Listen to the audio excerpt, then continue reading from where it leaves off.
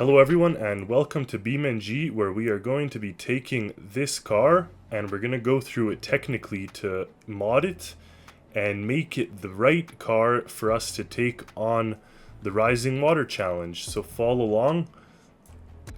Hello everyone and welcome to this video where we are going to take a car, we're going to go through it technically, we're going to mod it up, and we're going to make it the perfect contender for the Rising Water Challenge.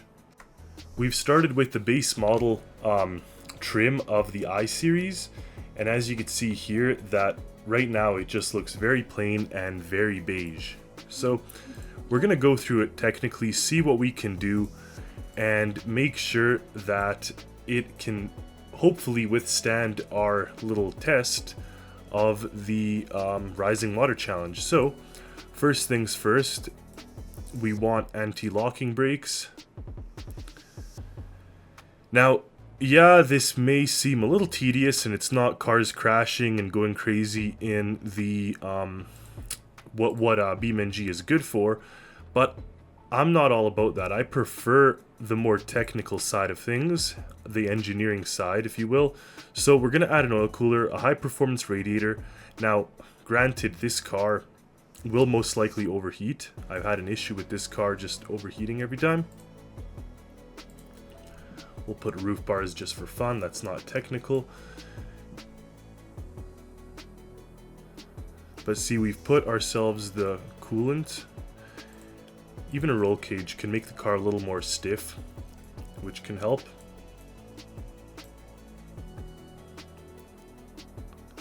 Okay.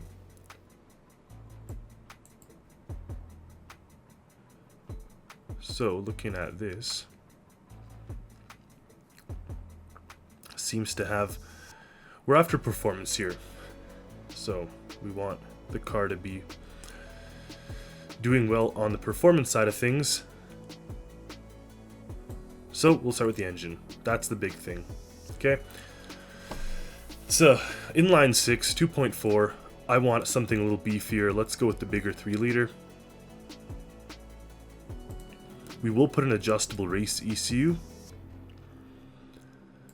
Now this part here, I think stage 1 performance long block will do. We're not going to go in I don't want to go and make it like insane and just throw every imaginable thing on. That's not really my intention. It's rather to make it tuned up for a nice run on the challenge to escape the rising water. Okay. This part here, of course, stock intake is no good. Turbochargers are going to give us some lag. More so than our previous truck, which ended up working really well. But I still do want a turbo. So we're still going to go ahead and put a turbo in. Oil pan, we need a race oil pan. We need to prevent it from overheating. That's sort of the key right now. We're not going to put NOS.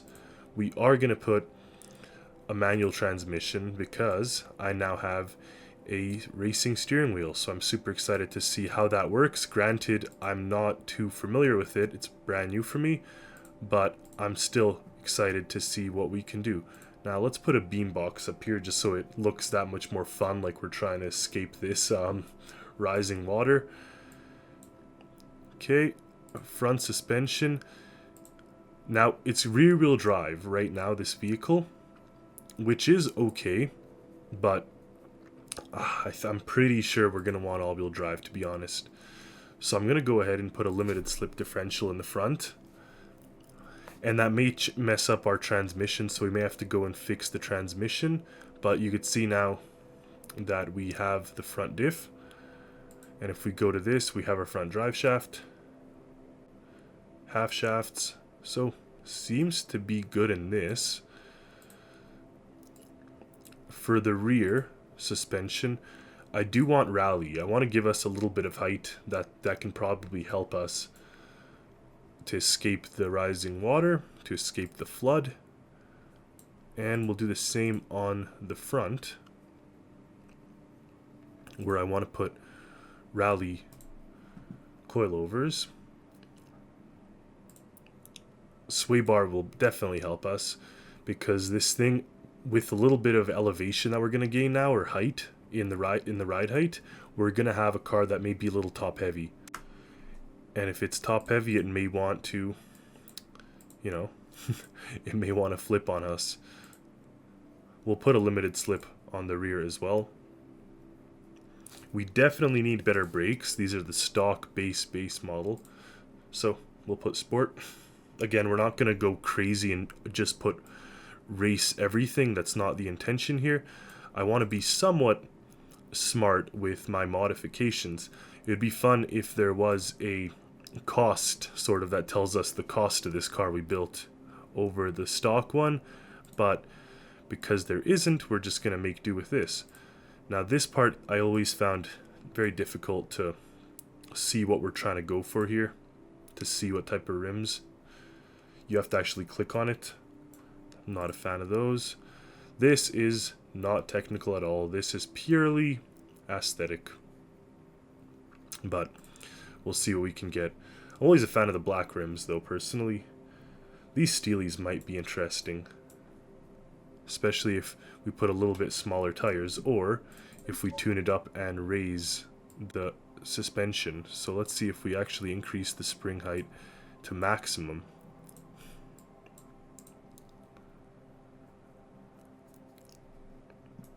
Still looks a little ridiculous with that rim, with that tire, but it does work a little bit. We'll go ahead and change the tire to something a little smaller. Rally rear, let's try that. 65 R15. That looks good. Very beefy. Alright, let's try that. And then we'll do the same one in the front. Again, this is a little clunky as far as games go, but I mean, BeamNG guys really did a crazy job with the game itself, so can't really get too upset when there's little bits of the game that aren't perfect as far as the modding of the cars goes. Okay, just have to make sure that the wheel or the tire is identical. It's the 205 65 R15. 205 65 R15. So now we should be matching the front and rear. I always liked this car from the rear. Like, it looks like it's based on a BMW, but in my opinion, the front looks so sad and ugly. It looks kind of like the old Corollas. And not to say anything bad about those cars, but just for a BMW, which this is based off of, the front's not very good looking. Maybe what we need are some lights. Let's see, just to give it a little bit of a cooler look. Yeah, that does the trick a little bit better.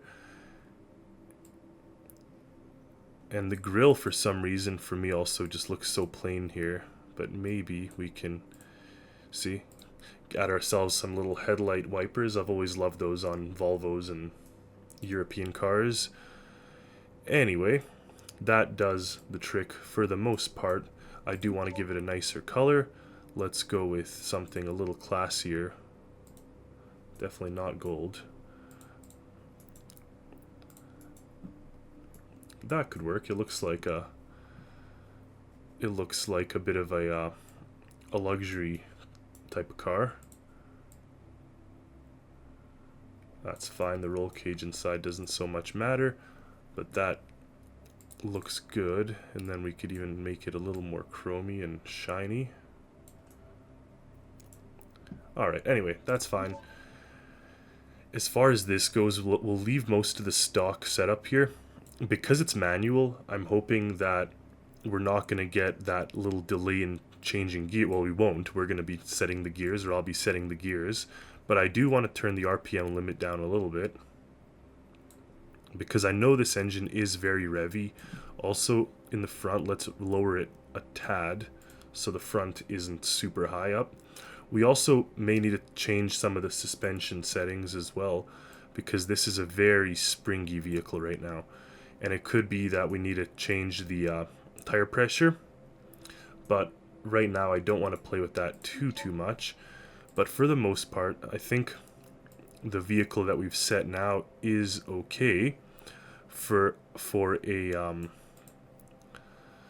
for a beginning sort of start.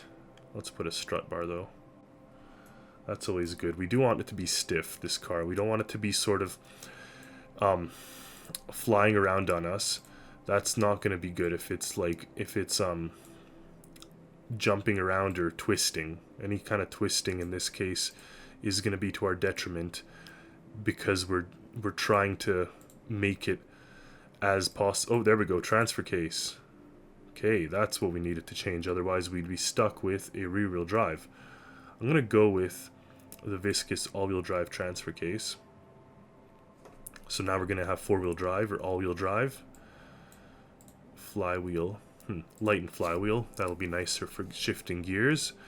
Yeah, so we have our 5-speed manual. Maybe it's the race. No, this is fine. Okay, other than that, I mean, the trunk doesn't matter. That's just like spoiler and stuff. But this here, we did increase the brakes. Oh, basic rear. Yeah, so the brake pads, that's no good. Definitely need sports brake pads. So we need brake pads that are sport and the brake discs. So without both, you're not really doing yourself any favors. Now, I love cars. I've done my share of work on cars, my own vehicles, my friends, all that stuff. Not professionally, but I worked alongside a professional mechanic, so I do think that I know a good amount about cars. So that's where this really comes in to play quite nicely. Now, I'm not a fan of these seats so much, but whatever. Exterior-wise, it looks good. So let's take this thing out on the road and see what we can do. This is a cool little showcase video, actually. I do like how it looks, and I've added my license plate. So you see here with these big tires, hopefully we're not riding too high, but all in all, this does look like a cool little rig. So I'm actually quite excited to give it a test drive and see exactly what it's all about. So follow along as we hopefully not fail too badly as we try to evade the flood. Okay, let's give it a shot. So, now that we're playing with manual, we do have the added advantage of being able to decide when to change the gears, so hopefully the engine is not overheating as much as it would be if it's full automatic. And keep in mind that I'm playing with a full manual setup, including a clutch pedal and 6-speed shifter. This was my birthday present to myself, and it is a bit of a learning curve from the previous Xbox steering wheel that I used. While the Xbox steering wheel was a lot of fun, I think the fact that it was Wi-Fi gave it a bit of a delay, whereas this plugs directly into the computer, so there's no delay. And then not to mention the fact that we have that there's this nice sort of feedback on the controller, on the steering wheel as I'm driving. See, like, we now choose the gears and the gears, so the car actually doesn't have to do the thinking. We do the thinking for the car, so as long as I'm thinking straight, which I like to think I am most of the time, as I mash the synchronizer and destroy the gear. But the point is, we actually control the RPMs, and I think it makes it much easier to drive a car like this, because I tried driving it automatic just for fun, and in automatic mode it's very revvy. The engine constantly is revving up, and it like just doesn't gain top speed, whereas now I'd say we're doing a very nice top speed. Just have to be careful not to fly off the corners, because regardless, while in the game, it doesn't seem like it's that fast, just because of the nature of video games. Imagine doing 120 on a road like this, kilometers an hour, or I guess that'd be closer to 70 miles an hour. A road like this would not really be the best place to try to do stuff like that. Now there's no stability control, there's no traction control, so we're just old school all-wheel drive with no safeties or no security measures. So it does a little bit, it does tend to cause some oversteer, understeer, and unless I save it, it's gone. Like it doesn't do any, there's no safety. It's built in to prevent the car from slipping out. There's only ABS, which makes sense for a car of the 90s era. They'd have ABS, but see, like that, I have to make sure to not lose the car once it starts to slip out a little bit. And slip out it will, because we have this all-wheel drive system, and I'm just really driving it very... I'm mashing the pedals, as you just saw, so it will start to slip out on us. Okay, that water is coming, but hopefully the car is not damaged or too damaged yet. The truck that I previously drove actually was much more robust, as trucks tend to be. They use, you know, heavy duty types of tie rods and suspension members. We gotta go. They use the heavy duty stuff for the suspension and wheels, so even with big tires, they don't really flail off or pop off. Whereas a car like this, you can really see with these big rally wheels, it does want to pop a tie rod, and it can very easily mess up the alignment, and I could have a wheel go in a random direction. We gotta go. Okay, that water level is coming.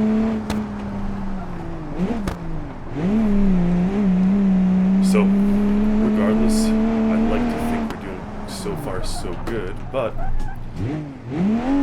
there's always room for error. And then if you make one mistake, it's over. That's the thing. Even with the speed set to normal here for the flood, yeah. Nope, we're not gonna make it. Oh. No! One little mistake, people. That's all it takes. Okay, we'll try it again. Hopefully don't fall off here or make any other silly mistakes. But what I find is that the problem is compounding. After I fall off once, or after I make a silly mistake once, or even fail once, after that, the spell is broken, and I have to do super concentration to prevent myself from making other dumb mistakes here, which are very easy to do with this type of driving. Go. Yes. Okay. We're gonna have a rock slide, we're gonna have a bunch of other stuff, but let's do our dandy best here. But yeah, I mean, this type of road is probably meant for a speed limit of 60 kilometers an hour, or like 35 miles an hour. So when you're trying to do over 100 kilometers an hour on this road, it does not always end the best. And this car is powerful, but just because it's powerful doesn't necessarily help us if we're trying to not spin out. Okay, past this muddy area. Well, those rally wheels definitely help there. So for the bits of mud, instead of getting bogged down and trapped, we seem to just fly right over the mud. So that is good. Over here we got boulders and things. We'll pass all that hopefully. Oh! With those rocks, we really don't want to bend a steering or suspension member. Now we're going down and then back up, okay? Let's do it.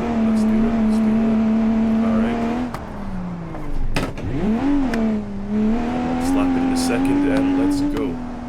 Okay, now here we gotta avoid some rock debris. Okay.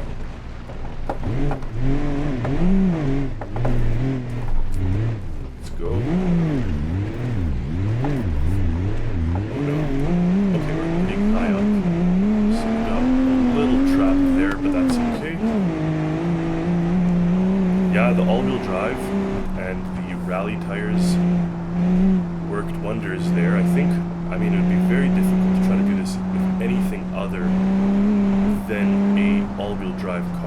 unless you really have, like, call it a supercar or sports car, but then you have to be very fast in every other place, because for sure you'll get tied up there for at least a little bit.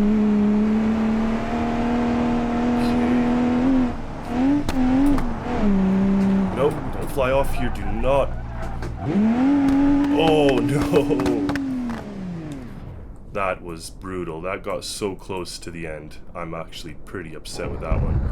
But let's try again. Alright, we're doing it again. Hopefully, I was doing quite well after my little second lapse of judgment, but of course, not well enough to save myself from flying off on that last turn there. And I know we were getting close to the top. I see those trees. So there may only be like one turn left. And that should be it. Yeah, that's it.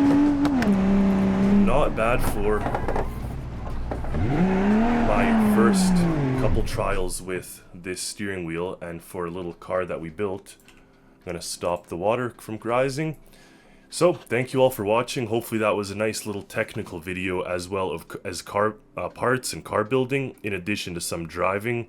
Whether you want to call it driving skills or driving failures, I'll leave that up to you. Make sure you leave a comment. And stay tuned for more Stormworks creations. I have a lot of things going on there, as well as content and other fun things. So, thank you all for watching, and hope to see you in the next video.